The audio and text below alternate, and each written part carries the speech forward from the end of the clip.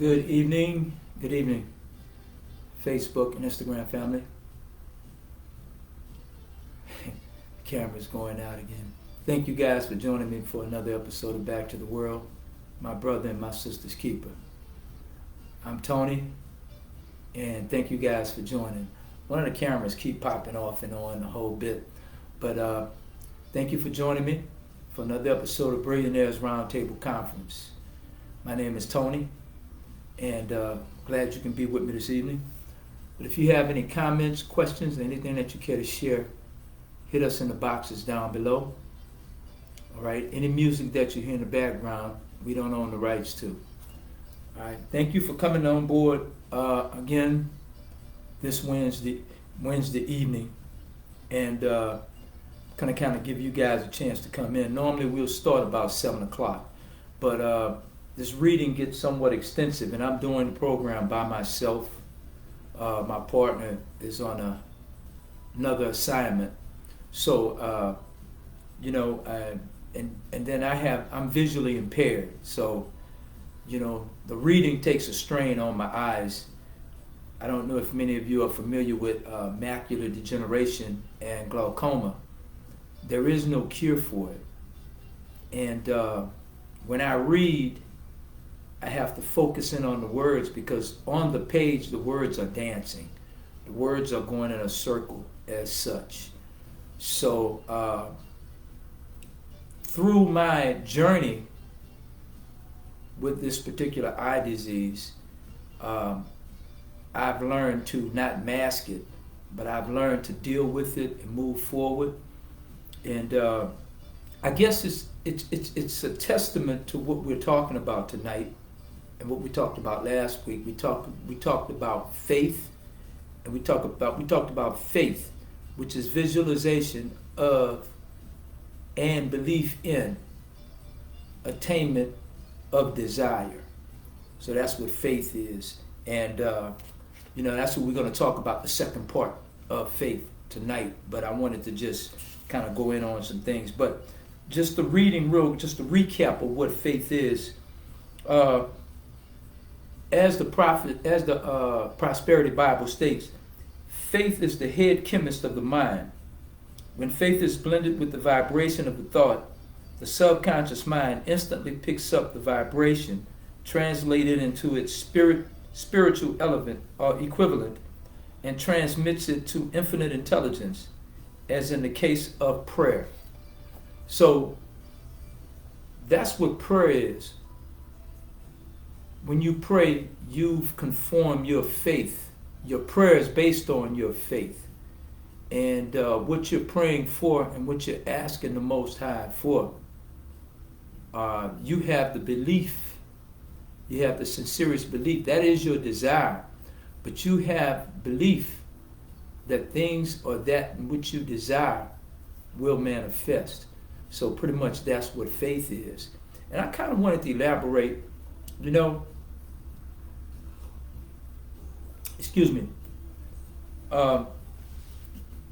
we're talking about faith, and everything in this book, for the most part, is from a prosperity standpoint. All right, and prosperity is not always about money, but anything that you desire, anything that you want, anything that you believe in enough, right? You will it into your subconscious mind, and you truly believe it, and then it becomes a mantra, and you repeat it over and over, whether it's verbal or whether it's silent. And in most instances, you write it down, and you write it down to memorialize it, right? And that way you can't forget. And it's a prerequisite for whatever it is that you believe in, whatever it is that you champion, whatever it is that you want. It makes a lot of sense for you to write it down. And when you're asking and when you're praying, you don't just say, God, give me a big house. Well, He doesn't pilferage through any and everything that you want and exactly how you want it. He goes on what you tell, what you state. So if you say you want a big house, you get a big house that's dilapidated. I mean, termites, dry wood, woods rotted, broken out windows. But you got what you asked for. You asked for a big house. So when praying, right, just to define your faith, when praying, you ask for things specifically, and you ask for it in a divine way, okay? And that is the art of prayer. And we'll talk about prayer and everything a little bit later on, but before tonight, I'm going to read a speech that was written many years ago, and it speaks on faith and internalizing your belief and not letting people change your mind and change your faith and the whole bit. I think that a lot of people misinterpret faith. And many people on social media, and I think some of the ministers as well, when they talk about faith, they haven't really gone through anything that will garner them to have that ultimate faith. Because usually when people talk about faith and things happening and they have it, it's almost like their faith has a shelf life. It's like their faith, they can only be strong in their faith for a certain given of time.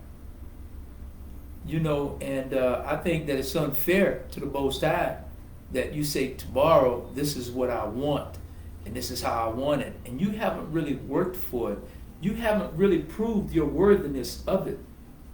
And then when it doesn't happen by that day, you get frustrated and you're ready to say that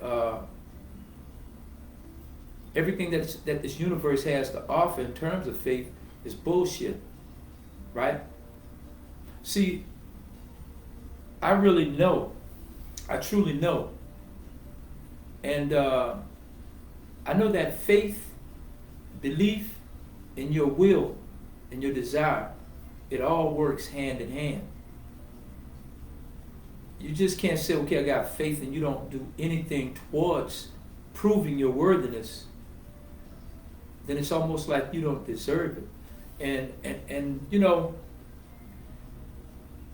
and the reason why I say that is this. Growing up, and as a young man, pretty much anything and everything that I endeavored, it happened and it manifested. And sometimes you can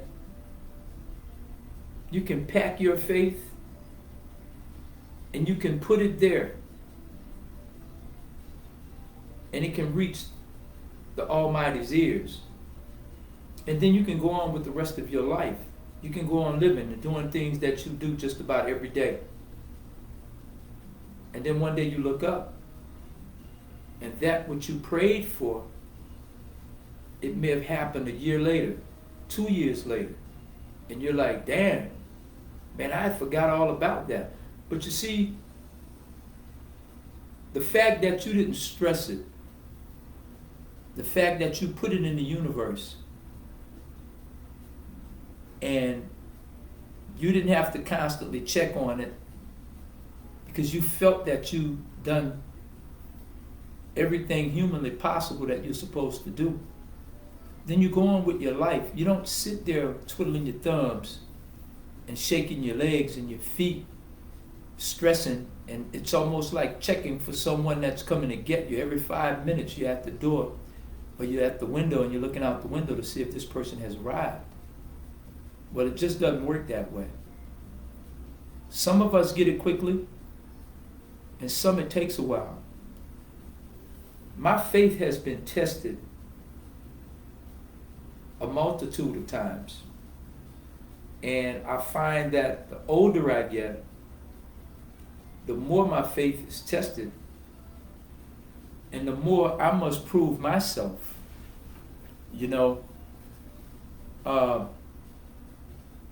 I don't know how many of you may have heard my story or what have you, but I was convicted of being a drug kingpin, and I was sentenced to 4 life sentences in 20 years.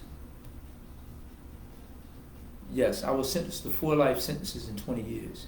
And when I heard the judge say it, it just went in one ear and came out the other. Because right then and there, I decided that I had faith that I wasn't going to have to serve that time. And I went about my life at that point. I had to pick up and start all over again on a journey that I didn't know I was going to have to travel, nor did I know what that life entailed. But what I did was I grounded myself. I blocked out all the white noise.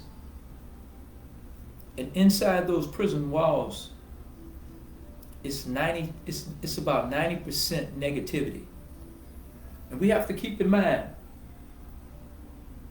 negative energy is just as strong as positive energy. That's why it's opposite. That's why you see a negative and a positive whenever you see an electrical current on a car battery, on a commercial cell battery. There's always a plus and a minus, you see? And those are conduits, and they have to balance out, right? So what happens is when you're around a bunch of negative people, it has a tendency to wear on you if you allow it. So I had to shut it out. And I treated every day of those 25 years as though I was going home the next day. I didn't have time to wallow. I didn't have time to be depressed. I didn't have time to stress. Did I know I could do it? I felt by the Almighty God that I could. I wasn't delusional. And I stuck to the script. And there were times, and I must admit, we're all only human.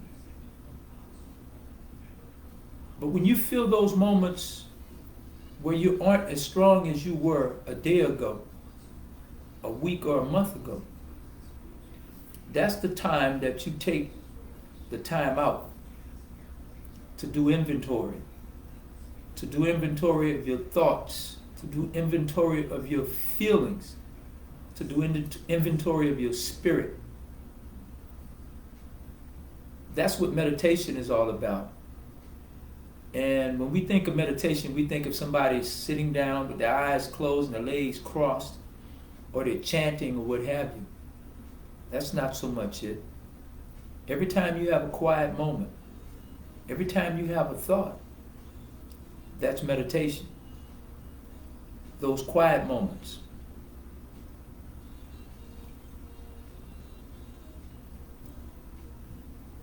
And in a noisy place that's filled with chaos, you have to search and you have to find yourself.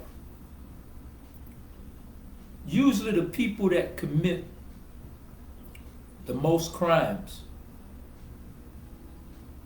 I'm talking about just an habitual criminal. Many of these people are people with little or no faith. And they get beside themselves and they start thinking that everything that happens in their life that's good, they're thinking that they're responsible for it and they made it happen. It doesn't work that way. I think faith exists in all of us, but we have to tap into it. And if we don't, we'll be like a ship without a rudder. We'll be like a ship without a sail. We'll just be drifting any and every place. I've seen guys do it. I've seen guys that come to prison and they get in the Bible in ways you would not believe. They will go to church every night to Bible study, or they'll go in group study with one another. Then they'll go to Bible study on a Wednesday night, and on Sundays they will go to church, and they will go just about all day. You know, and I've seen many of those guys lose it. I've seen many of those guys cry alone. I've seen many of those guys act out and get caught up in things that could keep them there for the rest of their lives or extend their time. You know? So, when it comes to faith, and all of these things are prevalent, you have to take inventory. And you always have to be mindful. Do you want to upset the apple cart, if you will? Do you want to just destroy the order of things?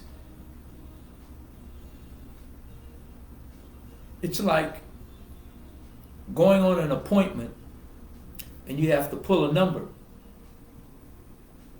And your number is number 100. And you've sat there and you've waited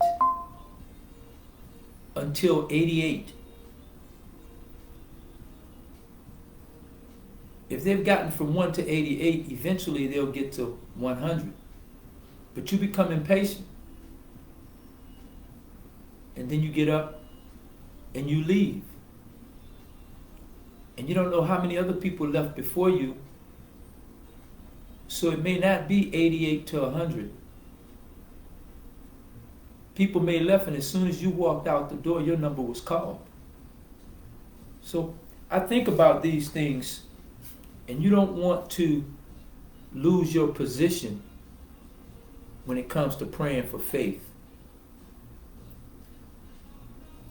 You know, right now, you know, I'm dealing with a different type of, how would you say, mindset, a crisis, and it's a struggle, I must admit, because I'm starting all over. I'm starting all over almost at the age of 70. And there are certain things that you never forget. It becomes muscle memory. But then you can spook yourself by stressing and thinking about how horrible times may be and things might be. And you have a plan, and you can feel that your plan is foolproof. You know it is, because you've run through it.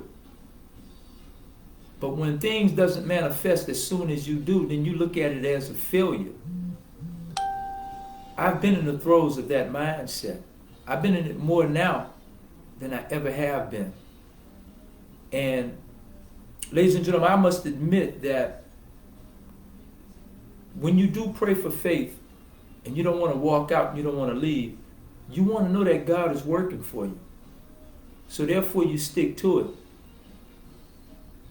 But then you have to ask for the strength in order to do so, because see, sometimes you can leave on number 88 instead of waiting to 100.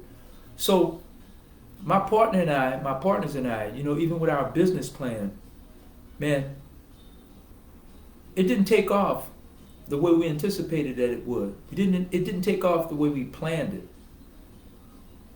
It doesn't make it a failure. It doesn't make it any less successful. Because if you can connect all the dots, chances are your idea worked. But then the problem becomes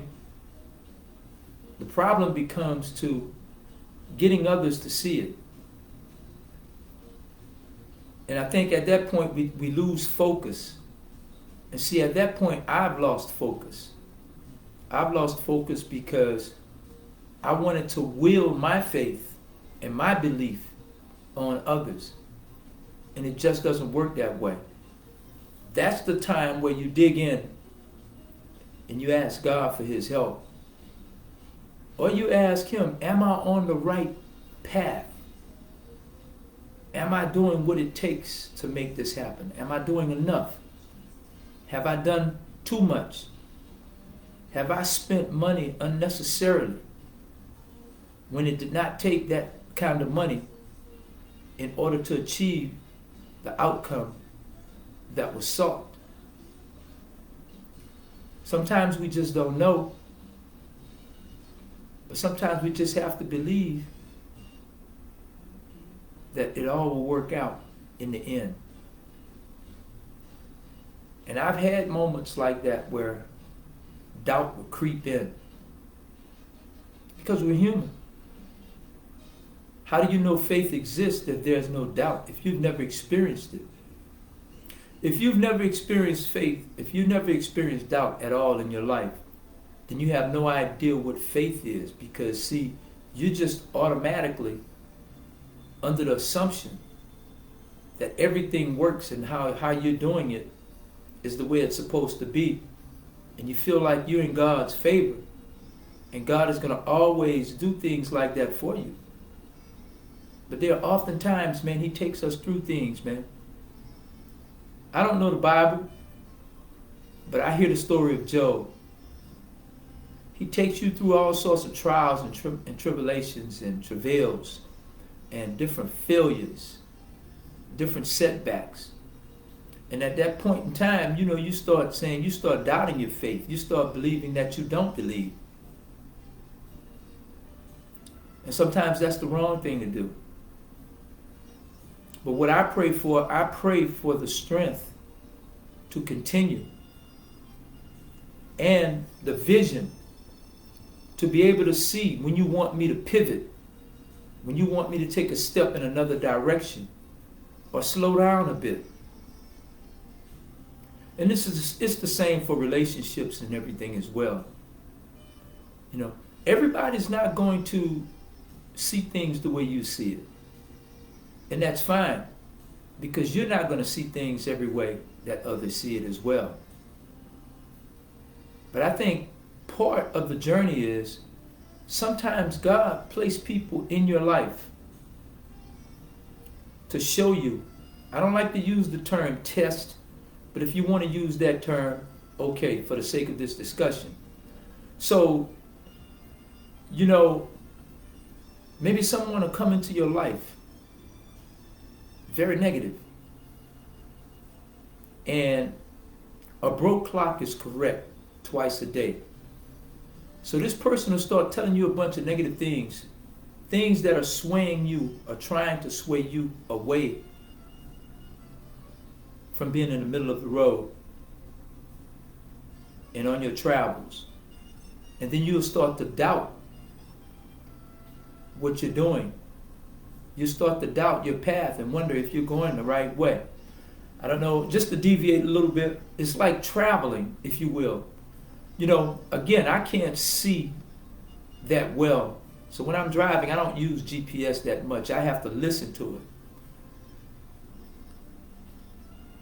But for example, if you're traveling, long before we had GPS, long before it talked to you and spoke back to you, sometimes you'll be on the road and someone would have given you instructions, and they'll say a quarter of a mile, or either 4 miles up ahead, then you'll take a right turn, and then you'll go around a winding road. So now, you're really not sure what's the distance. You can't measure 3-point-something miles in your mind. And as you're driving, you don't realize how the distance and how far 3-point-something miles are. So all of a sudden you start wondering, have I gone too far? Have I passed that turn? I don't know what to do, but you continue to drive. And then you may come to a fork in the road, and you'll take that turn anyway, because you just assume that maybe this is what they were talking about. So I'm going to take this turn. And you take that turn, and it takes you all the way out the way. I've done that since I've been home. I've gone, man, almost to an entire another little small town because of misdirection. And instead of stopping and asking for directions, right? I continued until I felt that I had to have gone the wrong way. So I had to double back and come back around. Well, that's how life is. And sometimes, man, God will put somebody in your life to try and get you to deviate. But they're trying to get you to deviate so you can be more lucid, so you can think about what it is that you're doing, so you can think more intelligently.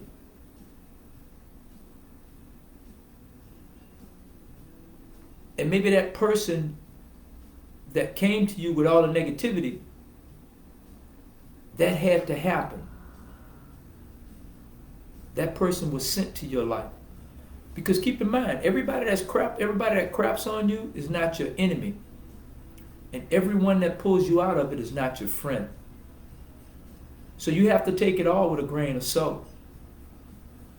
And you have to keep moving forward. I've learned so much about me the past 25, 30 years that I realized when I was young, man, I was living on the grace of God and the prayers of my family and friends. Honestly, excuse me. And I give thanks every night for those lessons.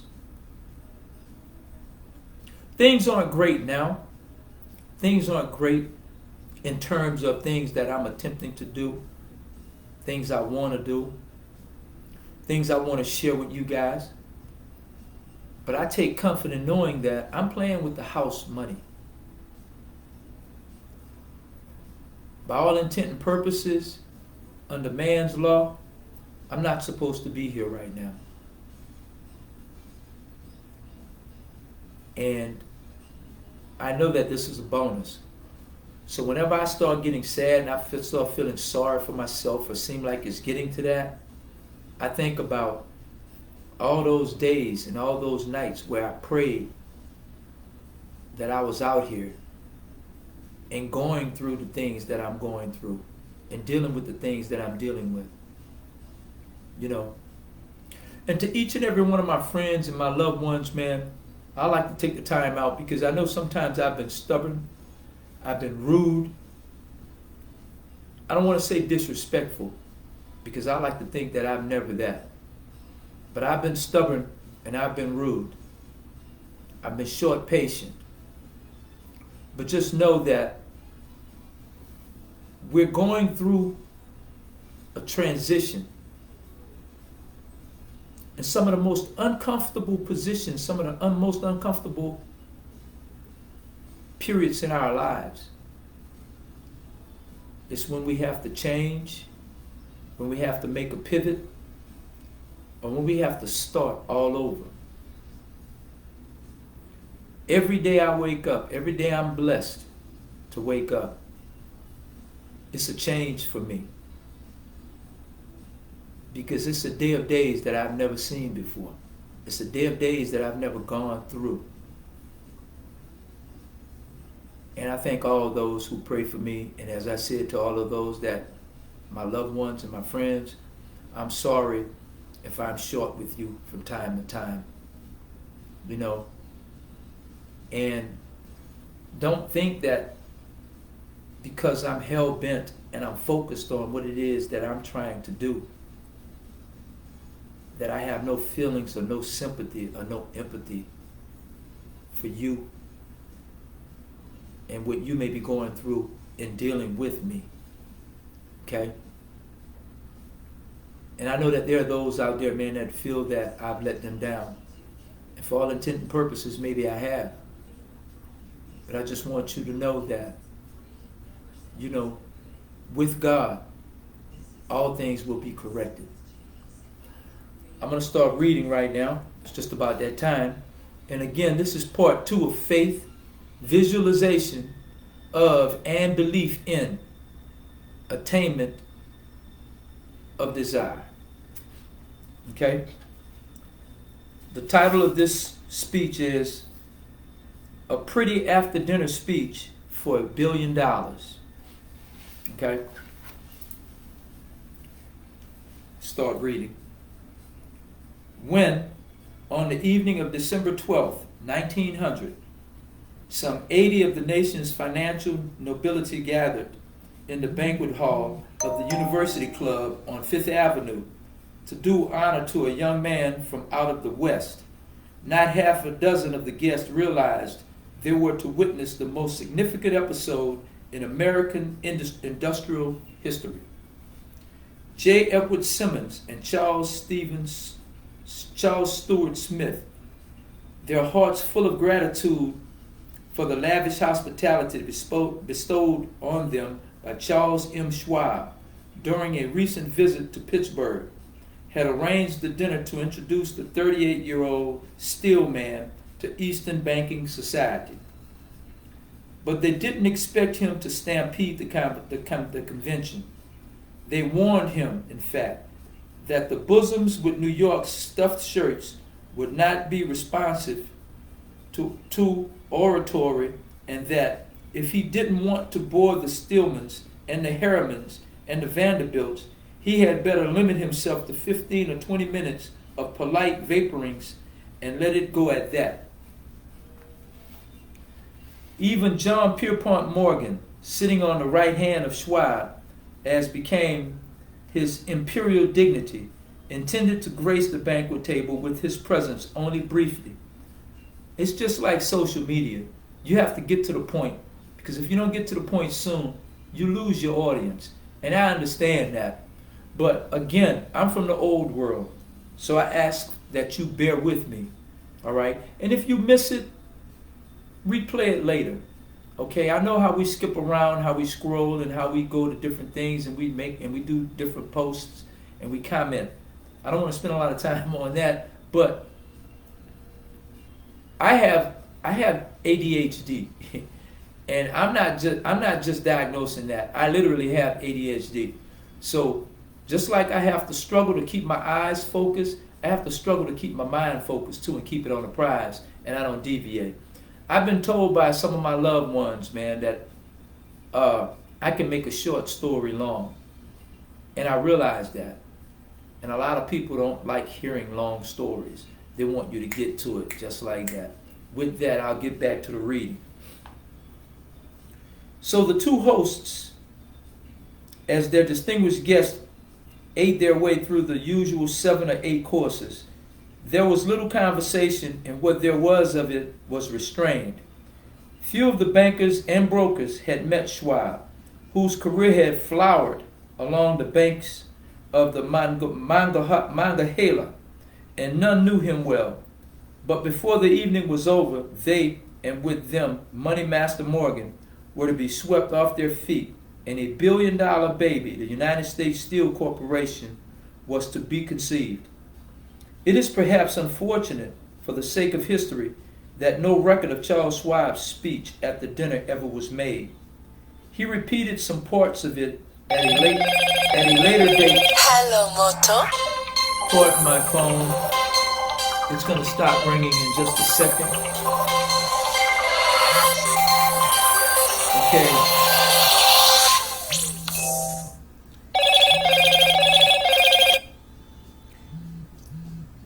He repeated some parts of it at a later dinner during a similar meeting of Chicago bankers.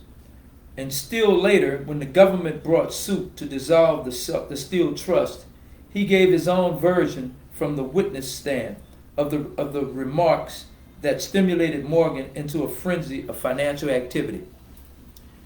It is probable, however, that it was a homely speech, somewhat ungrammatical for the niceties of language never bothered Schwab, full of epigram and threaded with wit. But aside from that, it had a galvanic force and effect upon the 5 billions of estimated capital that was represented by the diners.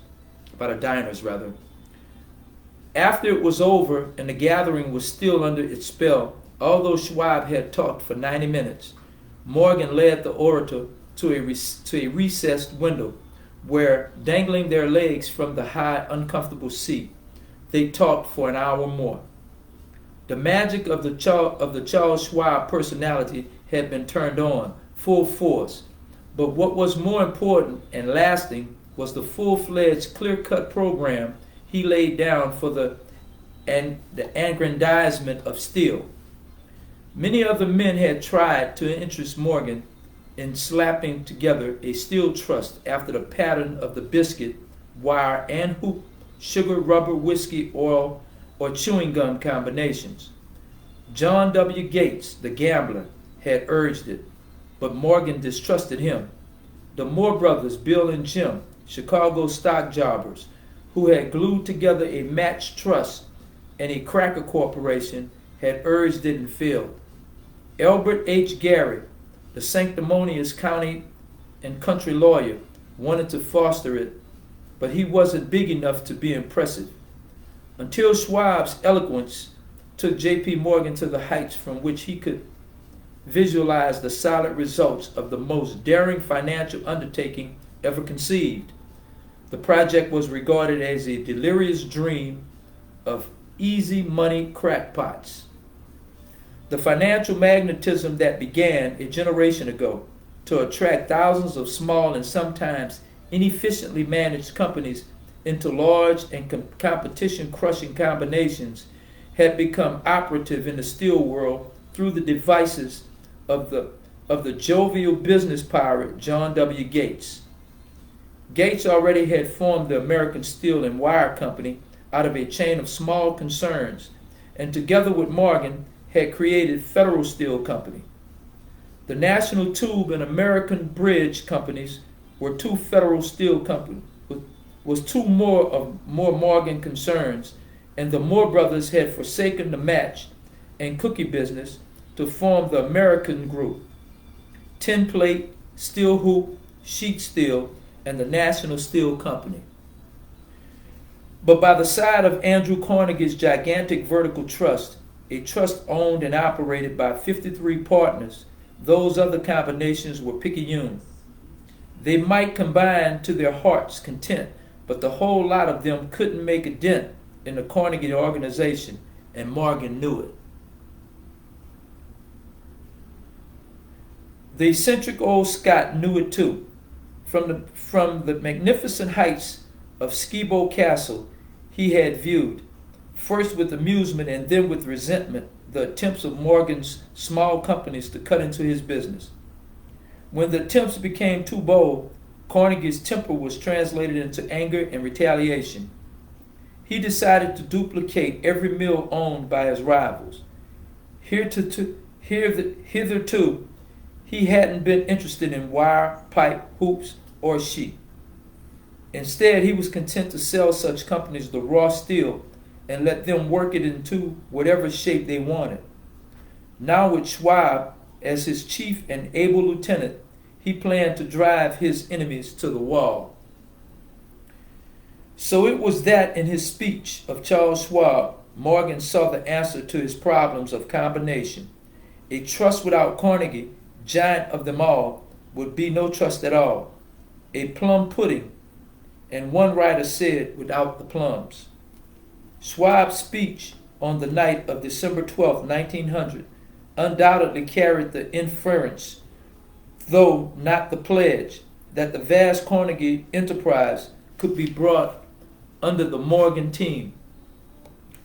He talked of the world future for steel, of reorganization for efficiency of specialization of the scrapping and unsuccessful mills, and concentration of effort on the flourishing properties of economies in ore traffic, or economies in overhead administrative departments of capturing foreign markets.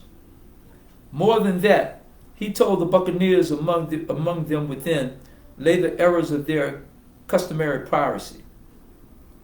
Their purposes, he inferred, had been to create monopolies, raise prices, and pay themselves fat dividends out of privilege. Schwab condemned the system in his heartiest manner. The short-sightedness of such a policy, he told his hearers, lay in the fact that it restricted the market in an era when everything cried for expansion. By cheapening the cost of steel, he argued, an everything expanding market would be created. More uses for steel would be devised, and a goodly portion of the world trade could be captured. Actually, though he did not know it, Schwab was an apostle of modern mass production. So the dinner at the University Club came to an end. Morgan went home to think about Schwab's rosy predictions. Schwab went back to Pittsburgh to run the steel business for Andre Carnegie, while Gary and the rest went back to their stock tickers to fiddle around in anticipation of the next move. It was not long coming. It took Morgan about 1 week to digest the feast of reason Schwab had placed before him. When he had assured himself no financial indigestion was to result, he sent for Schwab and found that young man rather coy. Mr. Carnegie, Schwab indicated, might not like it if he found his trusted company president had been flirting with the Emperor of Wall Street, the street upon which Carnegie was resolved never to tread. Then it was suggested by John W. Gates, the go-between, the middleman, that if Schwab happened to be in the Bellevue Hotel in Philadelphia, J.P. Morgan might also happen to be there. When Schwab arrived, however, Morgan was inconveniently ill at his New York home, and so, on the elder man's pressing invitation, Schwab went to New York and presented himself at the door of the financier's library.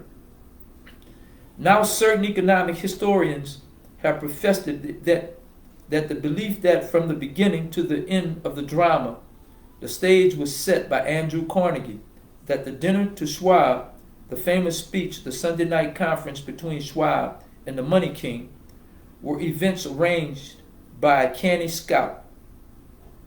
The truth is exactly the opposite. When Schwab was called in to consummate the deal, he didn't even know whether the little boss, as Andrew was called, would so much as listen to an offer to sell, particularly to a group of men whom Andrew regarded as being endowed with something less than holiness. But Schwab did take into consideration the conference with him. In his own handwriting, 6 sheets of copper-plated figures, representing to his mind the physical worth and the potential earning capacity of every steel company he regarded as an essential star in the new metal phenomenon. 4 men pondered over the figures all night. The chief, of course, was Morgan, steadfast in his belief in the divine right of money. With him was an aristocratic partner, Robert Bacon, a scholar and a gentleman. The third was John Gates, whom Morgan scorned as a gambler and used as a tool. The fourth was Schwab, who knew more about the process of making and selling steel than any whole group of men then alive. Throughout that conference, the Pittsburghers' figures was never questioned. If he said a company was worth so much, then it was worth that much and no more. He was insistent, too, upon including in the combination only those concerns be nominated. He had conceived a corporation in which there would be no duplication, not even to satisfy the greed of friends who wanted to unload their companies upon the broad Morgan shoulders. Thus he left out, by design, a number of the larger concerns upon which the walruses and carpenters of Wall Street had cast hungry eyes. When dawn came, Morgan rose and straightened his back. Only one question remained. Do you think you can persuade Andrew Carnegie to sell? He asked. I can try, said Schwab. If you can get him to sell, I will undertake the matter, said Morgan. So far, so good. But would Carnegie sell? How much would he demand? Schwab thought about $320 million. What would he take payment in? Common or preferred stock? Bonds? Cash? Nobody could raise $1/3 billion in cash. There was a golf game in January on the frost-cracking heath of St. Andrew's Links in Westchester, with Andrew bundled up in sweaters against the cold, and Charles talking volubly, as usual, to keep his spirits up. But no word of business was mentioned until the pair sat down in the cozy warmth of the Carnegie cottage hard by. Then, with the same persuasiveness, that had hypnotized 8 millions at the University Club, Schwab poured out the glittering promises of retirement and comfort, of untold millions to satisfy the old man's social caprices. Carnegie capitulated, wrote a figure on a slip of paper, handed it to Schwab and said, "All right, that's what we'll sell for." The figure was approximately $400 million and was reached by taking the $320 million mentioned by Schwab as a basic figure and adding to it $80 million to represent the increased capital value over the previous 2 years. Later on the deck of the transatlantic liner, the Scotsman said ruefully to Morgan, "I wish I had asked for $100 million more." "If you had asked for it, you'd have gotten it," Morgan told him cheerfully. There was an uproar, of course. A British correspondent cabled that the foreign steel world was appalled by the gigantic combination. President Hadley of Yale declared unless trusts were regulated, the country might expect an emperor in Washington within the next 25 years. But that able stock manipulator, Keene, went at his work of shoving the new stock at the public so vigorously that all excess water, estimated by some nearly $600 million, was absorbed in a twinkling. So Carnegie had his millions, and the Morgan Syndicate had $62 million for all its trouble, and all the boys from Gates to Garrett had their millions as well. The 38-year-old Schwab had his award. He was made president of the new corporation and remained in control until 1930. That dramatic story of big business, which you had just finished, was included in this book because it is a perfect illustration of the method by which a desire can be transmuted into its physical equivalent. I imagine some readers will question the statement that a mere intangible design can be converted into a physical equivalent. Doubtless, some will say, you cannot convert nothing into something. The answer is in the story of U.S. Steel. That gigantic organization was created in the mind of one man. The plan by which the organization was provided with the steel mills that gave it financial stability was created in the mind of the same man. His faith, his desire, his imagination, his persistence were the real ingredients that went into the United States Steel.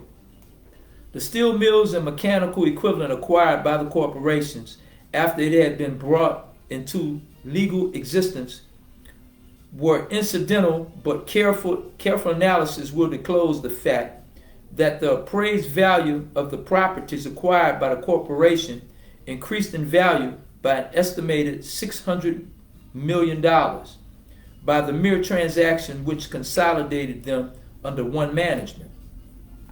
In other words, Charles Schwab's idea plus faith, with which he conveyed it to minds of J.P. Morgan and others, was marketed for a profit of approximately $600 million, not an insignificant sum for a single ideal. What happened to some of the men who took their shares of the millions of dollars of profit made by the transaction is a matter with which we are not now concerned. The important feature of the astounding achievement is that it serves an unquestionable evidence of the soundness of the philosophy described in this book, because this philosophy was the warp and the woof of the entire transaction. Moreover, the practicality of the philosophy has been established by the fact that the United States Steel Corporation prospered and became one of the richest and most powerful corporations in America, employing thousands of people, developing new uses for steel and opening new markets, thus proving that the $600 million in profit which the Schwab idea produced was earned. Riches began in the form of thought. The amount is limited only by the person in whose mind the thought is put into motion. Faith removes limitation. Remember, Please remember this when you are ready to bargain with life for whatever it is that you ask as you practice your price for having passed this way. Remember also that the man who created the United States Steel Corporation was practically unknown at the time. He was merely Andrew Carnegie's Man Friday, pretty much his secretary, until he gave birth to his famous idea. After that, he quickly rose to a position of power, fame, and riches. There are no limitations to the mind except those we acknowledge. Both poverty and riches are the offspring of thought. That was the end of Charles Schwab's speech that night. And as that last passage states, riches and poverty are all manifested inside your mind. He went to that meeting, he went to that banquet to give a presentation. And he had something that he wanted to sell. He believed in it wholeheartedly because if he didn't, he could not have convinced $8 billion in revenues amongst the people that were at that dinner. He could not have convinced them to partake into his idea. So see, sometimes it may seem impossible, but sometimes all it has to do is reach that one ear. And that will be the conduit, that will be the person that may have to go out and convince the others, those that you didn't reach, those that you couldn't touch. I never think that I can do something solely by myself. We're in the throes of restructuring of my business right now. And I know that I didn't have the wherewithal to take it to the places where I wanted to go. I know where I wanted to go. Andrew Carnegie knew where he wanted U.S. Steel to go.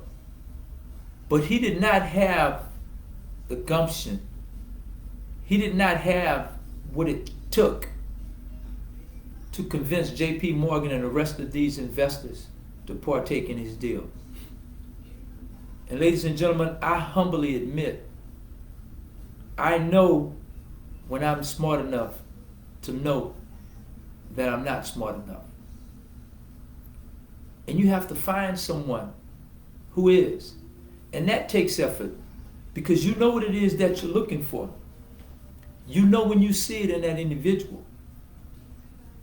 You know that that individual can take it to the next stage. You were only able to take it so far.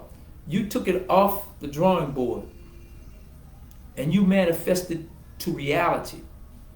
So that in and of itself is success. But now we want to look at the value. As the guy has spoken in this speech, they ended up selling the business for a profit for $600 million. The way he illustrated the capabilities and the benefits of this business, he gave a vivid picture. At that time, they didn't have a slide reel. They didn't have a slideshow where he can give this presentation. So he had to give it from all of his being. And that's where that saying goes. Just like with E.F. Hutton. When E.F. Hutton talks, everybody listens. Charles Schwab was the man that everybody listened to that night. And I'm sure E.F. Hutton was in that meeting. I'm sure he was one of the guys that were there. You know, sometimes I can come off like a know-it-all. And that I know I stand on. I really do. And sometimes whoever I'm engaged with, they take it as a sign of arrogance or a sign of stubbornness the whole bit. Sometimes I just don't know how to let go. And then you find yourself in a debate for something that you truly know. If you know it, you don't have to debate it regardless of what anyone else says. And I know this, I know that whatever it is that we're after, we can't do it alone. I don't care how great you think your ideas are. I don't care how great they may be. Sometimes you're going to need the help of others. And they may not know more than you, but they may be more compassionate, more patient, more docile. Because see, our emotions get caught up in things that we create. And when someone doesn't see it the way that we see it, it brings about a wrinkle. And now you find yourself not wanting to talk to this person about your idea any longer. Because it turns to a debate, it turns to an argument, and sometimes you can walk away with ill feelings. But all the while, that person has provoked you to think.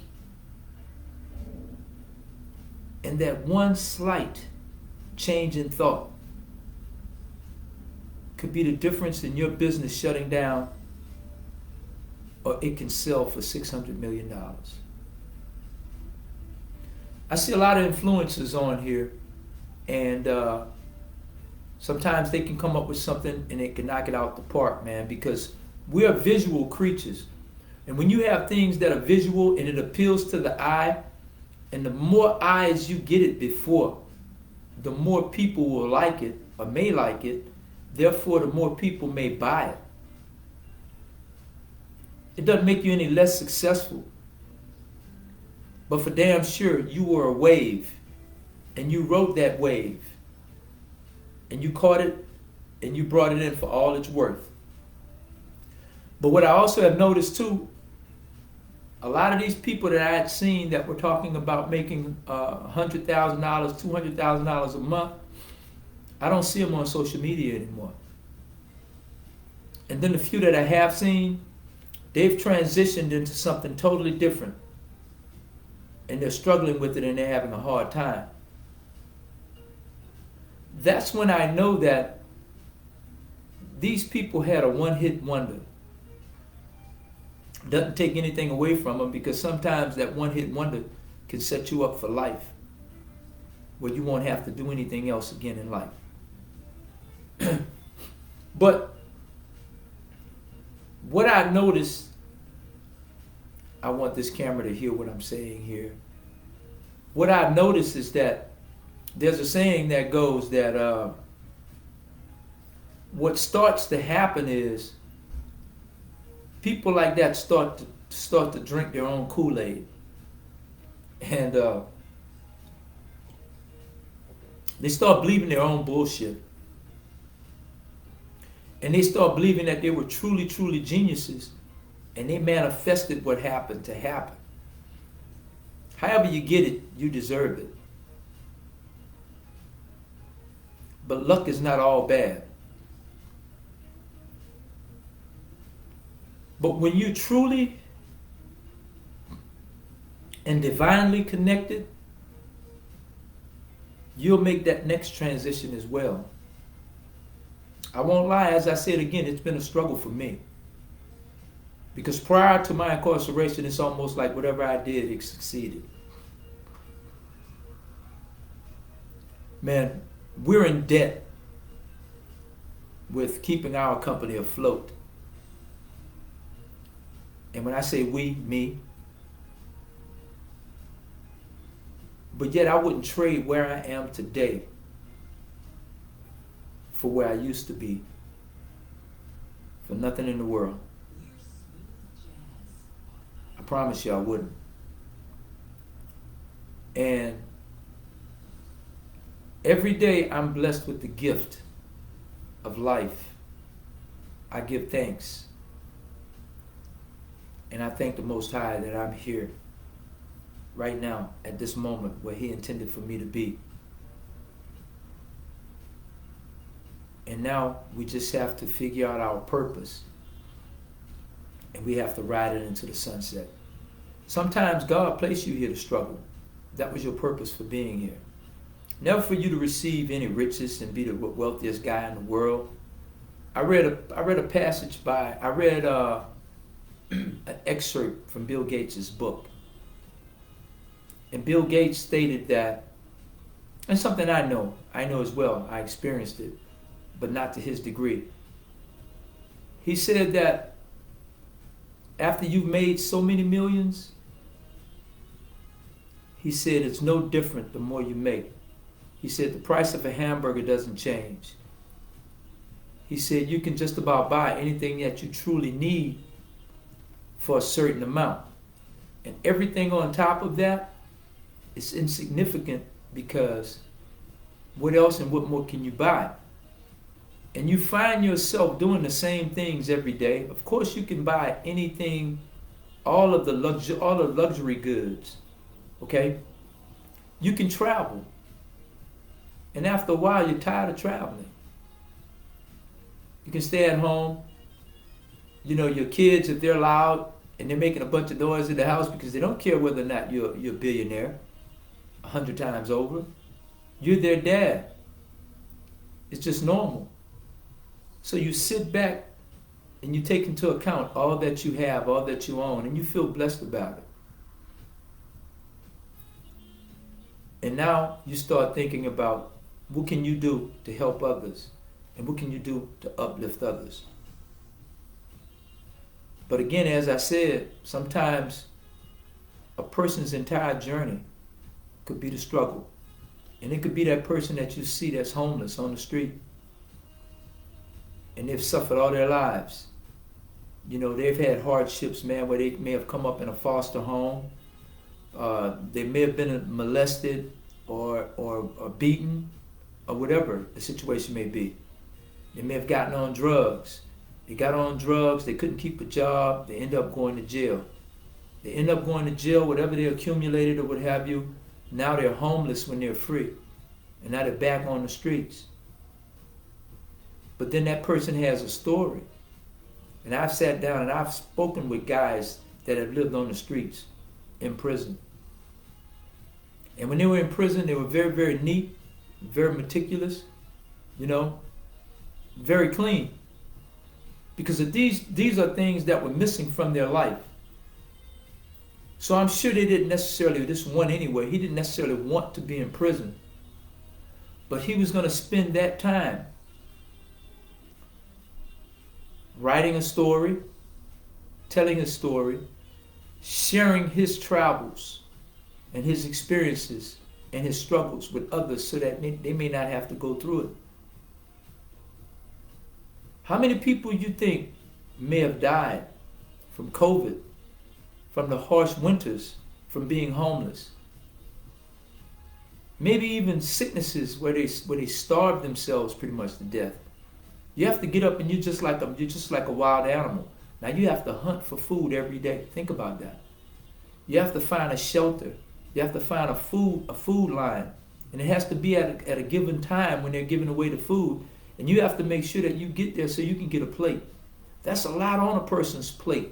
Pardon the pun. But when I come home some nights from the cigar lounge, especially on the Monday nights, there's a food pantry. When I come home on a Monday night, I would see people lined up to get food at the giveaway. And they won't open until 8 o'clock the following morning. So I'm talking about 7 o'clock, 8 o'clock, 12 or 13 hours. You have families that will get in line in their cars and they will sleep those 12 hours, and they have their kids in the car and everything. When I drive by kind of slow because it's right before a stop.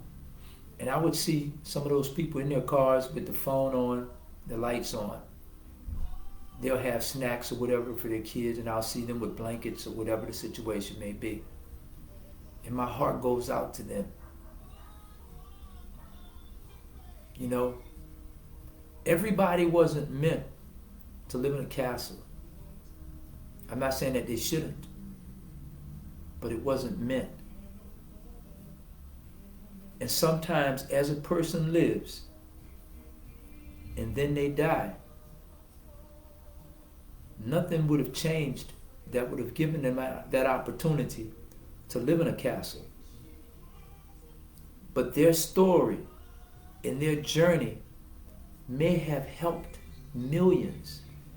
Just like the story I'm telling you about the homeless guys that I met in prison. And they taught me so much. There's so much character. There's so much that you need to know. There's so much that you're not privy to when it comes to survival. You're thinking that because you can go out and at the snap of a finger, man, you can make thousands and thousands of dollars.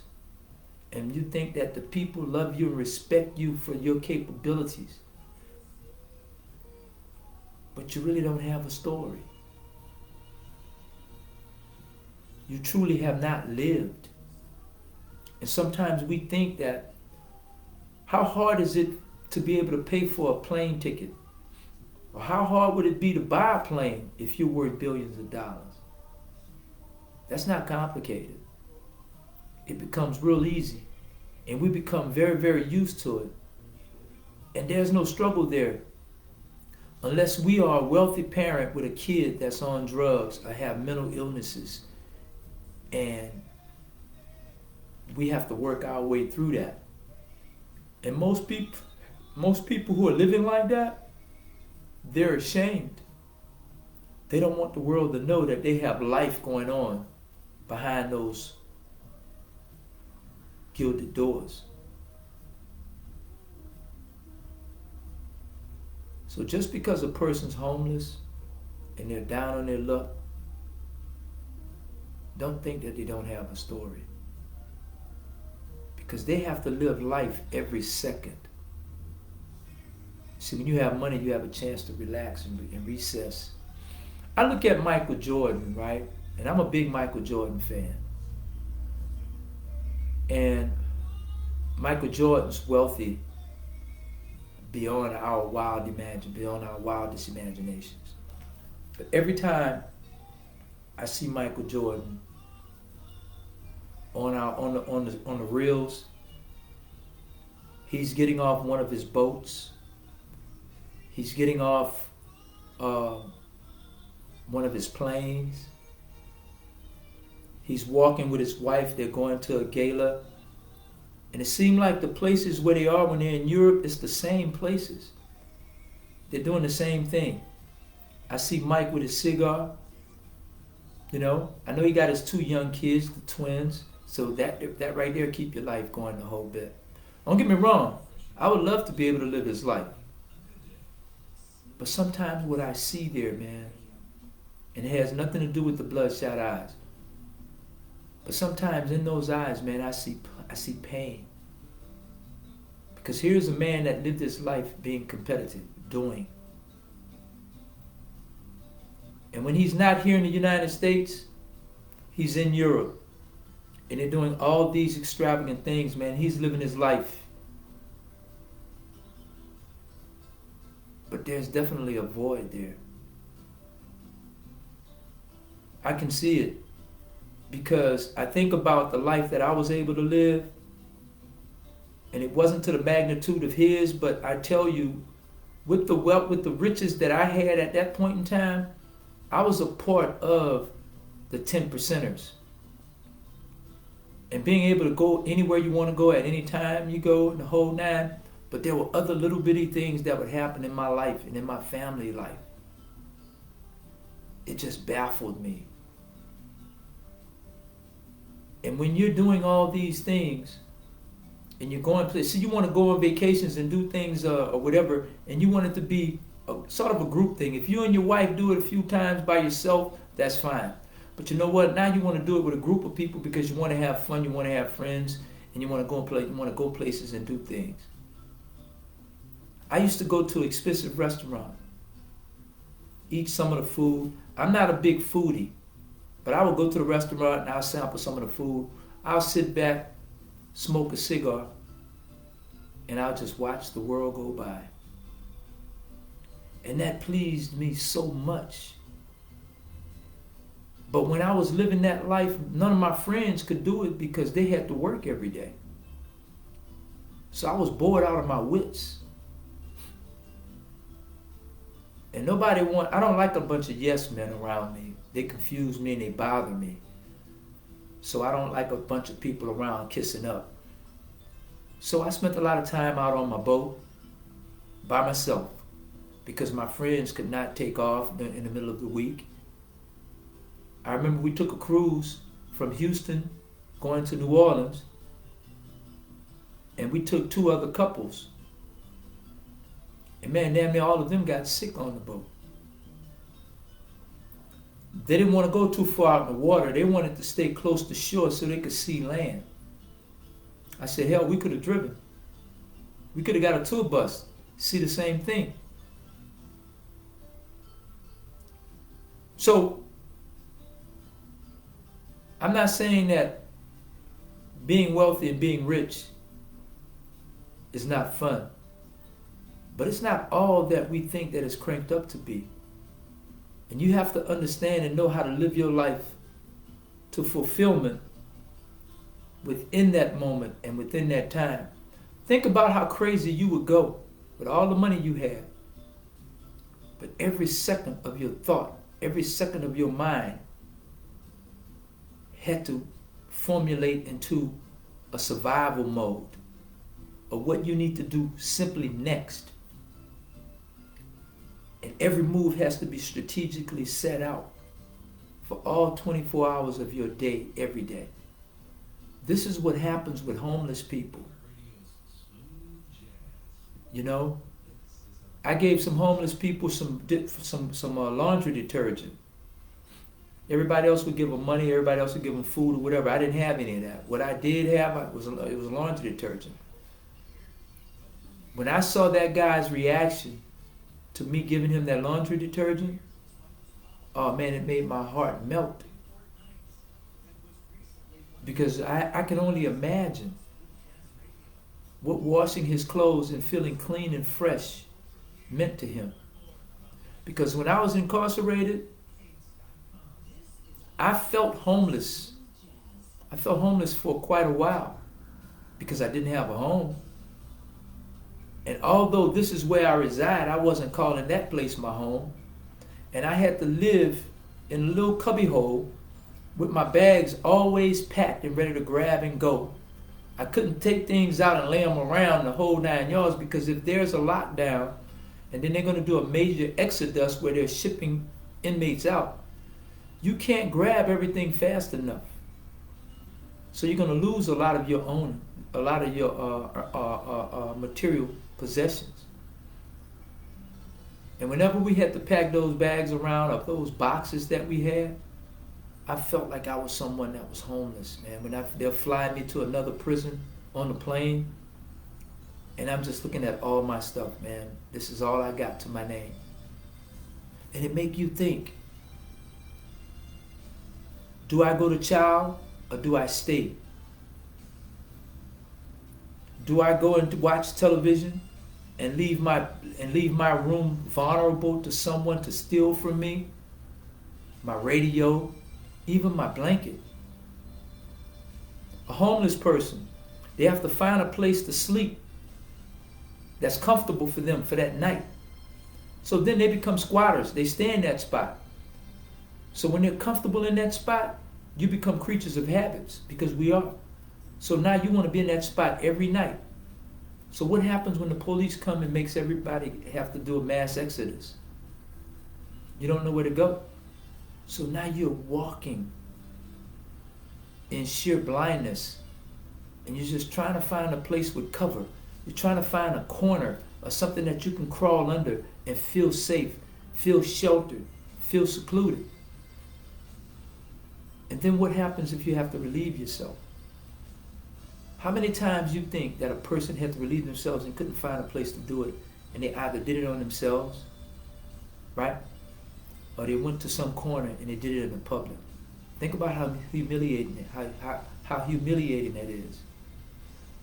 So now you have to keep your dignity in the midst of all of this. It's not an easy chore. And there's a lot of people that got bravado and they're braggadocio and this, that, and the third. But deep down inside, they were frightened on the inside. Because just because you went in You don't know how you're coming out.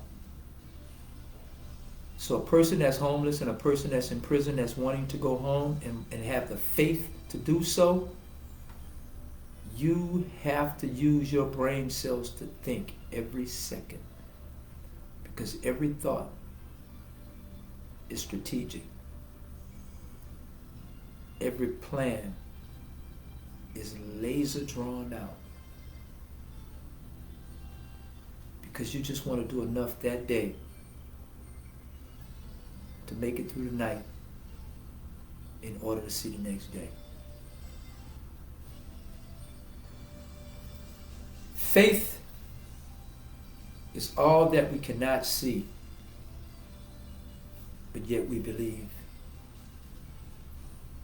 We walk it, we talk it, and we follow it. Don't give up on faith, ladies and gentlemen. Let that be your mantra. I'll be closing tonight. I'm glad you guys can join me for another episode of Brillianaires Roundtable Conference.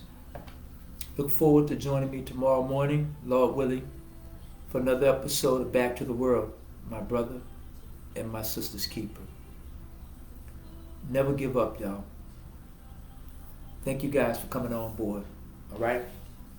Peace. Blessings.